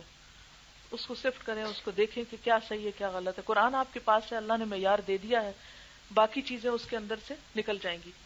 اس میں ایک اور چیز یہ ہے کہ جب انسان مختلف لوگوں کی باتیں سنتا ہے تو کوئی کسی واقعے کو کسی رنگ میں بیان کر رہا ہے، کوئی کچھ کر رہا ہے، کوئی کیا فلسفہ بگاڑ رہا ہے. جب آپ خود پڑھے ہوتے ہیں نا تو پھر آپ صرف وہ بات لیتے ہیں جو کام کی ہوتی ہے، اور باقی جنک سب پھینک دیتے ہیں. شدید قسم کے حالات، بہت غم، بہت غصہ، بہت ساری چیزیں آپ پر پھر اس طرح آپ کو پاگل نہیں کرتی، اس طرح اثر انداز نہیں ہوتی جس طرح عام حالات میں انسان کمزور ہو جاتا ہے. علم انسان کو مضبوطی عطا کرتا ہے، اور یہ مضبوطی جسمانی نہ بھی ہو تو ذہنی میچیورٹی جس کو کہتے ہیں، پختگی. چلیے، اور کسی نے کچھ پڑھا ہو اور وہ شیئر کرنا چاہے. صفحہ نمبر 134 134 میں پڑھ کے سنا دیتی ہوں. قرآن کی سورہ نمبر 58 میں مجلس کے آداب بتاتے ہوئے کہا گیا ہے کہ اے ایمان والو، جب تم سے کہا جائے کہ مجلسوں میں کھل کر بیٹھو تو تم کھل کر بیٹھو. اس کا مطلب نہیں ٹانگیں پھیلا لو، اس کا مطلب یہ ہے کہ دوسروں کو بھی جگہ دو. اللہ تم کو کشادگی عطا کرے گا، اور جب کہا جائے کہ اٹھ جاؤ تو تم اٹھ جاؤ. اللہ درجے بلند کرے گا ان لوگوں کے جو تم میں سے ایمان والے ہیں اور جن کو علم دیا گیا ہے، اور جو کچھ تم کرتے ہو اللہ اس سے باخبر ہے. مجلس میں آدمی اکیلا نہیں ہوتا بلکہ دوسرے بہت سے لوگ ہوتے ہیں. اگر ہر آدمی صرف اپنی فکر کرے تو دوسروں کو تکلیف ہوگی، اس لیے حکم دیا گیا کہ مجلس میں دوسروں کی رعایت کرو. مثلا جگہ کم ہو تو سمٹ کر بیٹھے، یا ایک کرسی پر 2 آدمی بیٹھ جائیں. آنے والوں میں کوئی شخص زیادہ قابل لحاظ ہے تو اس کے لیے جگہ خالی کر دیں. کوئی بزرگ ہے، کوئی بیمار ہے، کوئی عمر میں بڑا ہے. اسی طرح جب اٹھنے کو کہا جائے تو فوراً اٹھ جائیں. کسی خود ساختہ عذر کی بنا پر مزید بیٹھے نہ رہیں. ابتدائی مفہوم کے اعتبار سے اس آیت میں مجلس کے آداب ہیں، مگر جامع مفہوم کے اعتبار سے اس میں پوری زندگی کے لیے اجتماعی آداب بتا دیے گئے ہیں. اجتماعی زندگی کو خوش اسلوبی کے ساتھ چلانے کے لیے 2 چیزیں بہت ضروری ہیں. ایک توسع کا کیا معنی؟ وسعت پیدا کرنا، اور دوسرا یہ کہ باتوں کو سادہ طور پر لیا جائے، سمپل وے میں. کسی بات کو عزت کا سوال نہ بنایا جائے، ایگو پرابلم نہ بنائیں. جس طرح ایک مجلس میں توسع کا انداز اختیار کرنے سے مجلس کامیاب ہوتی ہے اور ہر ایک کو حسن و خوبی کے ساتھ استفادے کا موقع ملتا ہے، اسی طرح عام زندگی میں توسع کا طریقہ زندگی کے نظام کو خوش اسلوبی کے ساتھ چلانے کا ضامن ہے۔ مجلس میں کبھی اس کی ضرورت پیش آتی ہے کہ ایک آدمی کے بیٹھنے کے لیے دوسرا آدمی اپنی جگہ خالی کر دے۔ اسی طرح زندگی کے وسیع تر معاملات میں بھی بار بار اس کی ضرورت پیش آتی ہے کہ ایک لائق آدمی کو کام کا موقع دینے کے لیے دوسرا آدمی اپنے کو پیچھے کر لے۔ یعنی جب ہمیں معلوم ہو کہ میری جگہ دوسرا شخص زیادہ کیا ہے، قابل ہے، لائق ہے، تو اس کو کام کرنے کا موقع دے۔ ادارہ کا ایک آدمی ادارہ کے مفاد میں ایک فیصلہ دے دے تو دوسرے لوگ اس کو مان لیں۔ وہ ایسا نہ کریں کہ اس کو ذاتی عزت کا سوال بنا کر داخلی انتشار پیدا کرنے میں لگ جائیں کہ اگر میں نہیں تو پھر کوئی بھی نہیں۔ عموماً ہمارے ہاں مسلمانوں کے اندر اور تھرڈ ورلڈ میں یہ مسائل بہت زیادہ ہیں۔ ہر چیز ایگو پرابلم بن جاتی اور وہ اتنی بڑھ جاتی ہے کہ پھر کوئی کام ہو نہیں پاتا۔ اب تک ہمارے ملک کا حال کیا ہے؟ ایک آتا ہے ایک چیز بناتا ہے، دوسرا آتا ہے اس کو ڈھا دیتا ہے، تیسرا آتا ہے کوئی اور پلان لے آتا ہے، ابھی وہ پورا نہیں کر پاتا تو چوتھا آ کے اس کا پلان اس لیے صرف سبوتاج کر دیتا ہے کہ یہ اس کا پلان ہے، میرا نہیں، تو میں اس کے پلان کو کیوں چلنے دوں؟ اگر آپ سینسیٹیو بن جائیں گے نا تو مارے جائیں گے۔ مومن کا دل نرم ہوتا ہے، اس کے دل میں دوسروں کے لیے خیرخواہی ہوتی ہے۔ جب اس میں وسعت آتی ہے، جب وہ دوسروں کو جگہ دیتا ہے۔ جو سینسیٹیو ہوتا ہے نا وہ سنگ دل ہوتا ہے، بیسیکلی سیلف سینٹرڈ، صرف اپنی ذات کا پتہ ہے اس کو، ہر چیز اسی کو ہی بری لگ رہی ہے اور اچھی لگ رہی ہے، اسے کسی اور کی کوئی پرواہ نہیں، بس اسے یہ خبر ہے کہ مجھے کیا اچھا لگتا ہے اور مجھے کیا اچھا نہیں لگتا۔ اللہ اس کے لیے جنت کے وسط میں گھر بنائے گا جو حق پر ہوتے ہوئے جھگڑا چھوڑ دے۔ جھگڑا چھوڑنے کا مطلب کیا ہے؟ اپنا حق چھوڑ دے۔ بعض لوگ کہتے ہیں کہ کل کسی نے جو سوال دیے تو اس میں ایک لکھا ہوا تھا کہ آخر انسان کی عزت بھی تو کوئی چیز ہوتی ہے۔ مجھے فوراً ایک آیت یاد آئی، بھلا کون سی؟ لیکن ایسے موقع پہ ہمیں کیوں نہیں آیتیں یاد آتی جب ہم اپنی عزت کا سوال بنا لیتے ہیں؟ آخر عزت بھی تو کوئی چیز ہے۔ کیا چیز ہوتی ہے عزت؟ عزت صرف اس کے پاس ہوتی ہے جس کو اللہ دیتا ہے۔ تعز من تشاء بیدک الخیر انک علی کل شیء قدیر من کان یرید العزت فإن العزت للہ جمیعا۔ یہ آپ نے اتنی آیتیں کہاں سے یاد کر لی؟ یہ مسئلہ کیا ہے؟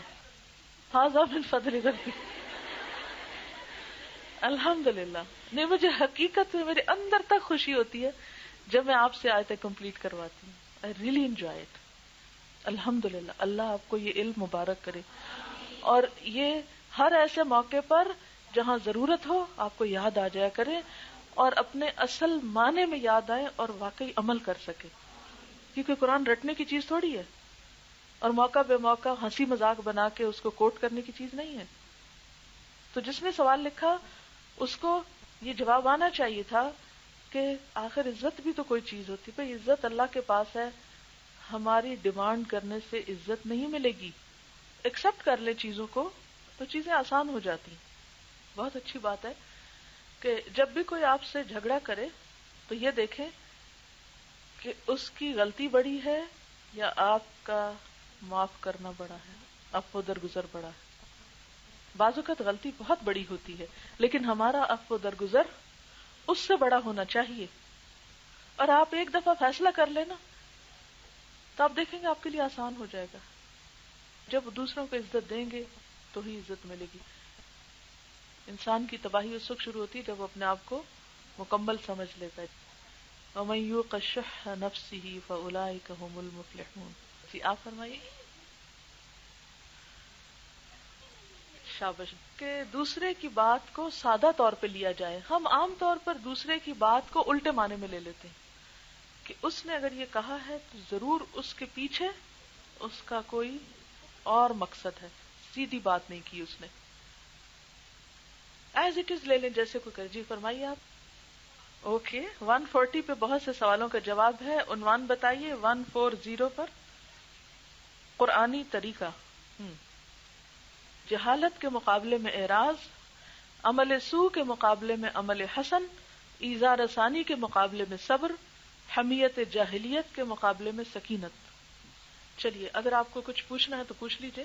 آج کے لیے اتنا ہی مطالعہ آپ کا کافی ہے. کیا آپ یہ 3 کام صبح سے شروع کریں گے؟ جو انشاءاللہ صبح اٹھتے ہی پہلا کام قرآن مجید، بھلے جو مرضی ہو. اگر آپ کے پاس ایک صفحہ بھی پڑھنے کا ٹائم نہیں تو ایک لائن ہی پڑھیے، لیکن قرآن کھولیے ضرور. جن کو میننگ آتے ہیں وہ تو ویسی تلاوت کریں تو میننگ ساتھ ہی آ جائیں گے. ان کو خوف ہے کہ اگر یہ بہت پڑھیں گی تو کچھ یاد بھی رہے گا یا نہیں. مجھے بتائیے کہ دن میں اتنی دفعہ آپ سانس لیتے ہیں، کتنا باقی رہتا ہے اندر؟ باقی کتنا رہتا ہے بتائیے مجھے. زندگی کے لیے ضروری ہے سانس لینا، آکسیجن ضروری ہے نا، روز لیتے ہیں، ہر وقت لے رہے ہوتے ہیں. جب آپ لیتے ہیں تو اندر کتنا رہتا ہے؟ وہ اندر سے کلینزنگ کر کے باہر آ جاتا ہے. تو مطالعہ بھی ضروری نہیں کہ آپ رٹنا شروع کر دیں اور حافظے میں ہی ہر چیز رہے. وہ کیا کرے گا؟ کلینزنگ کر کے چلا جائے گا. جانے دیں، کیوں ڈرتے ہیں؟ ہر چیز اندر ہی رکھیں گے تو کیا بنے گا؟ میں تو جان بوجھ کے بہت سی چیزیں بلا دیتی ہوں. اگر کسی بات میں میرے سوال کا جواب مل گیا تو اب میں نے اس کو رٹنا تو ضروری ہے. بس مل گیا، اندر ایک سیٹسفیکشن ہو گئی، خلاص مقصد پورا ہو گیا. مقصد پورا ہو جاتا ہے. جب آپ کھانا کھاتے ہیں تو کچھ اندر رہتا ہے لیکن زیادہ تر ویسٹ کی شکل میں نکل جاتا ہے. کچھ باتیں ہمارے دماغ میں رہ جاتی ہیں، کافی ہیں. میں نے دیکھا ہے کہ بہت سے لوگ جن کی فوٹوگرافک میموری ہوتی ہے، بہت حافظہ ہوتا ہے، عموماً وہ اس کو مس یوز بھی کرتے رہتے ہیں، اس سے صحیح کام نہیں لیتے، فوکس نہیں رہتے. ایسے لوگوں کو میں نے بہت کم فوکس ہوتے دیکھا ہے، کیونکہ ان کے دماغ میں ہر وقت کربل مچی رہتی ہے، وہ کہیں کے بھی نہیں رہتے. اچھا آپ کو یہ پتا ہے کہ آپ کا جسم کچھ سالوں کے بعد کیا ہوتا ہے؟ پورے کا پورا ریپلیس ہو چکا ہوتا ہے. پڑھا ہے کسی نے یہ جو آج آپ کے بال ہیں یہ وہی ہیں جو پیدائش میں تھے. یہ جو آپ کی اب کی سکن ہے یہ کون سی ہے؟ ریپلیس ہو چکی ہے. ہر وقت سیل ڈیڈ ہو رہے ہیں نا، اندر مر رہے ہیں نا، اور نئے بن رہے ہیں نا. اسی طرح پڑھنا صرف اس لیے نہیں ہوتا کہ پڑھ کے یاد رکھے. پڑھنا اس لیے ہوتا ہے کہ وہ آکسیجن کی طرح ہمارے اندر ایک فریشنس لاتا ہے، ہمیں انرجی دیتا ہے، ہمیں کلینز کرتا ہے، پھر اس کے بعد وہ چلا جاتا ہے، پھر اور آتا ہے، پھر آتا اور جاتا ہے، اور اس طرح وہ ایک مسلسل تزکیہ کا عمل ہوتا رہتا ہے. اور ہم گرو کرتے ہیں مینٹلی جیسے گرو کرتے ہیں فزیکلی. جس طرح جسم ہمارا گرو کرتا ہے اسی طرح ہمارا ذہن بھی گرو کرتا ہے. گروتھ چاہیے، بوجھ نہیں چاہیے. اچھا جی، 4 چیزوں سے مل کے نہیں بنا، 4 اس کے پرتو ہیں یا 4 اس کی زندگی کے جو اسپیکٹ ہیں وہ بہت اہم ہیں. 4 چیزیں اس کے لیے اہم ہیں زندگی میں. ایک اس کا جسم جو امانت ہے اس کے پاس، اس کو خیال رکھنا ہے اس کو. اور اس کے لیے اگر آپ حد کے اندر کھاتے ہیں، پیتے ہیں، سوتے ہیں، اپنے آپ کو تیار کرتے ہیں، لباس پہنتے ہیں، آرام کرتے ہیں، تو یہ سب کچھ کیا ہے؟ عبادت ہے. اسی طرح آپ کو اپنی روح کے لیے بھی کام کرنا ہے، قرآن پڑھنا ہے، ذکر کرنا ہے، روزہ رکھنا ہے، صدقہ خیرات کرنا ہے. یہ ساری چیزیں آپ کو اسپرچولی اسٹرانگ کرتی ہیں، آپ کی روح مضبوط ہوتی، گرو کرتی. اس سے گرو کرنے سے مراد اس میں اضافہ نہیں ہوتا، اس سے مراد یہ ہے کہ اس کی نرشمنٹ ہے یہ. پھر اسی طرح جو آپ کا دل ہے اس کو بھی علاج چاہیے، اور اس کو بھی غذا چاہیے، اور اس کی بھی ایک مسلسل جو آپ کے جذبات ہیں ان کو سٹریم لائن ہونا چاہیے. کیونکہ بسا اوقات جذبات کی زیادتی یا کمی دونوں چیزیں انسان کو بیمار کر دیتی ہیں.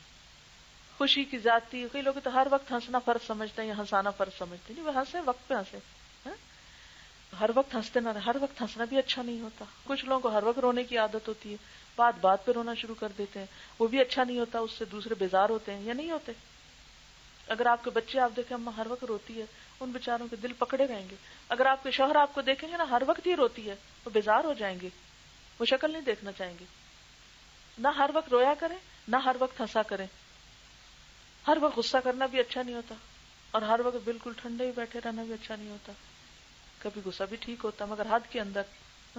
تو ان سب چیزوں کو بیلنس کرنا جو ہے، یعنی اپنے ایموشنز یا جذبات جو ہیں ان کو، اسی طرح محبت اس کو بھی اعتدال میں رکھیں، اور سب سے بڑھ کر محبت اللہ ہی کی ہو. تو اب دل کے جو معاملات ہیں، جو جذبات ہیں، ان کی بھی اصلاح ہونی چاہیے، یا ان کے اندر بھی اعتدال ہونا چاہیے، اور ان کو بھی ان کا حق دینا چاہیے. یعنی ہمارے دین نے ہمیں خوش ہونے سے منع نہیں کیا. آپ خوش ہوں، آپ دوسرے کو خوش کریں، کبھی روئیں، کبھی غمگین ہو تو اس کو قرض نہ کریں کہ مجھے کیوں غم ہر وقت لگا رہتا ہے. نہیں، مومن کا دل غمگین ہوتا ہے. اسی طرح باقی چیزیں بھی، سیر و تفریح بھی منع نہیں ہے. آپ نکلیں باہر، غور و فکر کریں، ان چیزوں کو دیکھیں جو آپ کو خوش کرتی ہیں، ان چیزوں کو سنیں جو آپ کے دل کو اچھی لگتی ہیں، ہاں شریعت کی حدود میں. میوزک نہ سننا شروع کر دیں، ٹھیک ہے نا. تو دل کے معاملات، یعنی اسلام ہمیں یہ نہیں کرتا نفس خوشی کر لو، نفس کو مارنا نہیں ہے. ہم نے کئی مذاہب میں تو یہ ہے نا، نفس کو مار دو تب تم پایس انسان بنو گے. ہمارا دین ہمیں یہ نہیں سکھاتا نفس مار دو، نفس مارنا نہیں ہے، اس کو اپنی ٹھکانے اعتدال پہ رکھنا ہے. اسی طرح دماغ ہے، دماغ بھی گرو کرتا ہے، اس کی نرشمنٹ کس میں ہے؟ پڑھنے میں، غور و فکر کرنے میں، مطالعہ کرنے میں. تو ایک کامیاب انسان بننے کے لیے ضروری ہے کہ یہ چاروں چیزیں جو ہیں ان کا لحاظ رکھا جائے اور ان چاروں کے اوپر توجہ دی جائے. ٹھیک ہے جی، گڈ کوشچن. اس سے بھی نہ ڈریں، قرآن معیار ہے. قرآن میں روح کس کو کہا گیا ہے؟ روحانیت کس کو کہا گیا ہے؟ نبی صلی اللہ علیہ وسلم کی روحانیت کیا تھی؟ صحابہ کرام کی روحانیت کیا تھی؟ ان کی زندگیوں میں روح کے بارے میں طرز عمل کیا تھا؟ ٹھیک ہے نا. تو ہمارے سامنے معیار دے دیا گیا ہے. اسی لیے ان دو چیزوں کے مطالعے کے بعد باقی جو بھی پڑھیں گے تو خود بخود فلٹر ہو جائے گا انشاءاللہ، پھر نہیں بھٹکیں گے. حضور صلی اللہ علیہ وسلم نے حجۃ الوداع کے موقع پر فرمایا تھا، دو چیزیں چھوڑ کے جا رہا ہوں، اگر ان کو مضبوط پکڑو گے تو کیا ہوگا؟ ہرگز نہیں بھٹکو گے. پھر ڈرا نہیں کریں. اس سے بھی نہ ڈریں کہ میں نے کتاب پڑھی تو مجھے سمجھ نہیں آئے گی تو پھر کیا ہوگا. کوئی بات نہیں، ضروری نہیں ہوتا ہر بات سمجھ آئے. میں اکثر ایسے پڑھتی ہوں، مجھے کچھ نہیں سمجھا، میں چھوڑ دیتی ہوں، آگے پڑھتی ہوں. ٹھیک ہے نا. مطالعے کا مطلب یہ ہوتا ہے کہ بات کی سینس آپ کو پتہ چل جائے. عموماً شروع میں نے جو ریڈنگ کی تھی جب میں ماسٹرز کر رہی تھی تو الحمدللہ اللہ نے بہت اچھے استاد دیے. میرا پڑھنے کا طریقہ یہ ہوتا ہے کہ میں ہر لائن میں ہر مشکل لفظ انڈر لائن کرتی تھی، ہر مشکل لائن، ہر مشکل لفظ، اور پھر اس کا یا ڈکشنری میں میننگ دیکھتی یا ٹیچر سے پوچھتی یا کسی نہ کسی سے. بہت میں نے لوگوں کو تنگ بھی کیا ہوا، لیکن اس کا فائدہ کیا ہوا؟ اس کے بعد کھل گیا رستے، مشکلات ہٹ گئیں. آپ لوگ بھی کچھ عرصہ اس طرح کی ریڈنگ کریں کہ ایک لفظ نہ جائے مثلا اسی کتاب میں سے کہ جس کا مطلب نہ آتا ہو آپ اس کو ایزیوم نہیں کریں میننگ کو. کیا کریں؟ یعنی اوصاف لکھا ہے، اوصاف کے انڈر لائن کرو. دیکھیں بچپن میں آپ کو اسکولوں میں کیسے پڑھاتے ہیں؟ مشکل الفاظ کو خط کشیدہ کریں. خط کشیدہ کا مطلب آتا ہے جی. اور پھر پوچھتے ہیں خط کشیدہ الفاظ کی وضاحت کریں. تو اب آپ کیا کریں؟ خود ہی خط کشیدہ کریں اور خود ہی ان کو ڈکشنری میں تلاش کریں. ایک اچھی چھوٹی اردو عربی ڈکشنری رکھ لیں. ٹھیک ہے. اب یہ ہے کہ اگر وہ نہیں دیکھنی آ رہی تو کسی سے سیکھ لیں، ورنہ یہ کہ کوئی صاحب علم آپ سے بڑے آس پاس پتہ چل جاتا ہے کس کے پاس مجھ سے زیادہ علم ہے، اللہ نے اندر سینس رکھی ہے. آپ ان سے پوچھ لیں یہ ایک لفظ ہے مجھے نہیں سمجھ آیا، آپ بتا دیں. ہم گھنٹوں جو لوگوں سے فضول باتیں کرتے رہتے ہیں، آپ راہ چلتے ہوئے کسی سے پوچھ لیں. خاص طور پہ جو لوگ یہاں آتے ہیں پڑھنے یا کہیں بھی جاتے ہیں تو پہلے سے ٹارگٹ رکھا ہوا. مثلاً آج آپ نے ایک صفحہ پڑھا اور اس کے 4 لفظوں کے نیچے لکھا ہوا ہے، آپ کہیں بھی کھڑے تو آپ کسی کہتے ایکسکیوز می اگر آپ تھوڑی سی ہیلپ کر دیں میری. کون ہوگا جو کہے گا جاؤ میں ہیلپ نہیں کرتی؟ کوئی کہتا ہے؟ نہیں. پیار سے نہیں کہتے. پھر آپ، مجھے تو کبھی کسی نے نہیں کہا. قرآن بگننگ سے اینڈ تک پڑھیں. آپ کے پاس بائی دا وے حدیث کی کون سی کتاب ہے؟ ربی زدنی علما تو کلاس میں پڑھ لی، چھوڑیں اس کو. اور حسن اخلاق بھی پڑھ لیں گے، اس کو بھی چھوڑ دیں. ریاض الصالحین، گڈ. ریاض الصالحین جن کے پاس، وہ صبح سے ریاض الصالحین شروع کریں گے اور کل آ کے مجھے بتائیں، اور اگر میں بھول جاؤں یہ پوچھنا تو مجھے یاد کرائیں کہ آپ نے یہ پوچھنا ہے. اور کون سی کتاب ہے آپ کے پاس؟ زادرہ ہے، شابش، وہ پڑھ لیں. اور کلام نبی کی کرنیں پڑھ لیں. اور قال رسول اللہ صلی اللہ علیہ وسلم، اس کو لے لیں. اور اللؤلؤ والمرجان بہت اچھی کتاب ہے، وہ لے لیں. محبوب کی ادائیں حدیث کی کتاب نہیں ہے جی. اور مما رزقناہم ینفقون صدقہ خیرات نام کی کتاب ہے، چلیے پڑھ لیں. مجھے نہیں معلوم کسی حدیث کورس وغیرہ میں ہے یا نہیں. اور بلوغ المرام اچھی کتاب ہے لیکن فقہی کتاب ہے، پڑھ لیں پڑھنا چاہیں تو. تسہیل البخاری ٹھیک ہے. راہ عمل بھی اچھی کتاب ہے. اور مختصر 40 نبوی بات سنی، وہ تو پہلے 40 حدیث ہیں، ان کی بھی مختصر ہے. کیا رہے گا، اللہ رحم کرے. وہ چھوٹی سی کتاب ہے ان کے پاس، اچھی بات ہے، یہ بھی مختصر ہے. چلے جو زیادہ نہیں پڑھ سکتے مختصر پڑھ لیں، ٹھیک ہے جی. اور کوئی کتاب اچھی سی؟ حیات صحابہ حدیث کی کتاب نہیں ہے. زاد راہ حدیث کی کتاب ہے، ٹھیک ہے. پیور حدیث کی کتاب لیں. ایک گلدستہ حدیث بھی اتنی سی کتاب ہے، وہ بھی بہت پیاری کتاب ہے، چھوٹی سی پڑھی ہوئی ہے میں نے. ہاں جی، کتاب الجامع، اردو ترجمہ ہے اس کا؟ اوکے، وہ لے لیں، بہت اچھی کتاب ہے، جامع ہے وہ. ٹھیک ہے. جن کے پاس نہیں وہ کوئی نہ کوئی کتاب حاصل کر لیں، ٹھیک ہے. نہیں تو ادھاری لے لیں، کسی سے شیئر کر لیں. لیکن کل کوئی میرے پاس آ کے یہ نہ کہے اوہو کتاب ہی نہیں تھی، یہ بہانہ نہیں سننا چاہتی میں، ٹھیک ہے. اور آپ یہ کہ یہ تو مجھے آتی ہے، یہ تو پہلے بھی پڑھی ہے. نہیں، بھلے پڑھی ہے، اس میں کئی چیزیں ایسی ہوں گی جو آپ نے نہیں پڑھی ہوں گی، اور کئی ہوں گی جو پڑھ کے بھول چکے ہوں گے، تو ان کو آپ پڑھ لیجئے. اور پھر اس کے بعد یہ ہے کہ دین انسانیت تو ہے آپ کے پاس، جب یہ ختم ہو جائے تو کوئی اور بھی لے سکتے ہیں. جی کوئی اور کچھ کہہ رہے؟ بہت اچھی بات ہے. 2 لوگ مل کے، میں گھر میں یہی کر رہی ہوں کہ ہم پڑھتے ہیں اور پھر آپس میں ڈسکس کرتے ہیں. تو آپ اپنے گھر والوں کے ساتھ، اپنے کسی بہن بھائی کے ساتھ، ہسبینڈ وائف، یعنی کہ کسی نہ کسی کے ساتھ مل کے، گھر والے بھی ان کو بھی لگائیں اس کام پر تاکہ وہ آپ کو پھر ڈسٹرب نہ کریں ان کو بھی شوق ڈال دیں. تو انشاءاللہ تعالیٰ وہ بھی پڑھیں گے اور آپ بھی پڑھیں گے، اور مل کے پڑھیں. مل کے پڑھنے سے ڈسکشن ہوتی. ایک اور بات یہ ہے کہ بعض اوقات ہمیں شکوہ ہوتا ہے دوسروں پہ، لیکن غلطی ہوتی ہے ہماری اپنی. بھلا کیسے؟ مثلا آپ کسی سے پوچھ رہے ہیں مجھے اس لفظ کا ترجمہ بتا دیں، اور وہ کہتا ہے نہیں میرے پاس نہیں ٹائم. اسے پتہ کیا ہوتا ہے، وجہ کیا ہوتی ہے؟ ہم اس سے غلط وقت میں پوچھ رہے ہوتے ہیں. مثلا اگر کوئی شخص کام کر رہا ہے، اپنا لکھ رہا ہے، تو کیا کرنا چاہیے؟ کہ اس کو جا کے ڈسٹرب کرنا چاہیے؟ نہیں. جب کوئی فارغ ہو تو اس وقت پوچھنا چاہیے. آپ نے حضرت عبداللہ بن عباس کے بارے میں سنا ہوا ہے، کیا کرتے تھے وہ؟ گھر کے باہر آندھیوں میں بیٹھے رہتے تھے دوپہر بھر، کہ بتانے والے نکلیں گے تو پوچھیں. یہ نہیں جا کے دھڑ دھڑ دروازہ کٹکھٹایا اور کہا جی باہر آئے، میں نے آپ سے کچھ پوچھنا ہے، میری قدر کریں کیونکہ میں طالب علم ہوں جس کے پاؤں کے نیچے فرشتے پر بچھاتے ہیں، اتنا میرا مقام اور مرتبہ ہے، آپ باہر آئیے اور بتائیے ہم کو. نہیں، دیکھیے حکمت سے کام لیجئے، کس وقت کوئی اویلیبل ہے، کون اہل ہے. اور اگر کوئی نہیں، کتاب بہترین دوست ہے، جائیے ڈکشنری استعمال کیجئے. تو انشاءاللہ میں نے اپنی نئی کلاس کو بھی جو ابھی آئی ہے، جس کا 5واں پارہ ہے، انڈیپینڈنٹ کر دیا ریڈنگ میں. یہ ہے ڈکشنری اور یہ ہے آپ، یہ ہے روٹس اور یہ ہے لفظ. خود نکالیں، خود تلاش کریں، خود پڑھیں.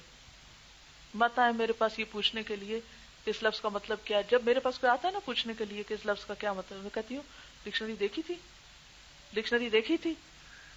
کہتے نہیں. وہ کہتی لاؤ میں بھی تمہارے ساتھ دیکھتی ہوں، کھول کے سامنے دکھواتی ہوں تاکہ وہ کل میرے پاس آنے کی بجائے پہلے ڈکشنری کے پاس جائے. کیونکہ بعض اوقات ہم بلا ضرورت دوسروں کو تنگ بھی کرتے ہیں. جو کام ہم خود کر سکتے ہیں وہ ہم بلا وجہ دوسروں سے کرتے ہیں. چھوٹے چھوٹے بچوں کو انڈیپینڈنٹ کریں. میرا بیٹا جب مجھ سے کوئی لفظ کا مطلب پوچھے تو میں کہتی ہوں ڈکشنری کو. نہیں نہیں دیر لگے گی، بھلے لگے چند دن لگے گی، پھر نہیں لگے گی. ایک لفظ دیکھیں گے ڈکشنری میں تو 4 اور بھی پڑھ لیں گے. دیٹ از اے فن. ٹھیک ہے، آج کا کافی ہے، اتنا ہی انشاءاللہ. تو کرنے کے کام، مطالعے کا وقت مقرر کرنا، جگہ مقرر کرنا. جی اچھا، بعض اوقات ایسا ہوتا ہے کہ آپ کہیں گے ہمارے گھر میں کوئی جگہ ہی نہیں. چلیے جہاں آپ سوتے ہیں، جہاں آپ بیٹھتے ہیں وہیں بیٹھ جائیے. میں عموماً جائے نماز سے اٹھتی نہیں جب تک میں اپنا یہ کام نہ کر لوں. اور بعض اوقات یہ ہوتا ہے کہ اتنی سی میں نے ایک کیبنٹ بنائی ہے چھوٹی سی، جو ہے ہی کتابوں کے لیے. آپ کہیں گے یہ یہاں نہیں ملتی چھوٹی. چلیے کوئی بات نہیں. جب میں ٹریولنگ کرتی تھی تو میں نے ایک الگ بیگ بنایا تھا جس میں صرف پڑھنے والی کپڑا لیجئے، چاہے کوئی پرانا ہی لے لے، اس کو سی لیجئے، چھوٹا سا بیگ بنا لیجیے خود ہی، اور اس کے اندر یہ 3 چیزیں بند کر کے رکھ دیجیے. زپ لگانی آتی ہے، مجھے کلاس 9 میں سکھائی گئی تھی زپ لگانی. اگر آپ نے نہیں سیکھی تو آپ کیا کریں، اوپر سے گانٹھ باندھ لیں، ٹھیک ہے. لیکن ان کتابوں کو اس بوری سے نکلنے نہ دے، ورنہ کیا ہوگا، وہ کون لے گیا میری کتاب، وہ قرآن شریف کسی نے اٹھا لیا، آج تو میں پڑھ ہی نہیں سکتی. نہیں، آرگنائز کریں اپنے آپ کو. جب آرگنائز کریں گے نا، پلے باندھ لیں گے نا چیزوں کو، پھر عادتیں پکی ہو جائیں گی، اور انشاءاللہ آپ وہ کچھ سیکھ جائیں گے جو اسی زندگی میں ضائع کر کے کچھ نہیں سیکھ پا رہے. اوکے، سبحانک اللہم و بحمدک، نشہد ان لا الہ الا انت، نستغفرک و نتوب الیک. السلام علیکم و رحمۃ اللہ وبرکاتہ.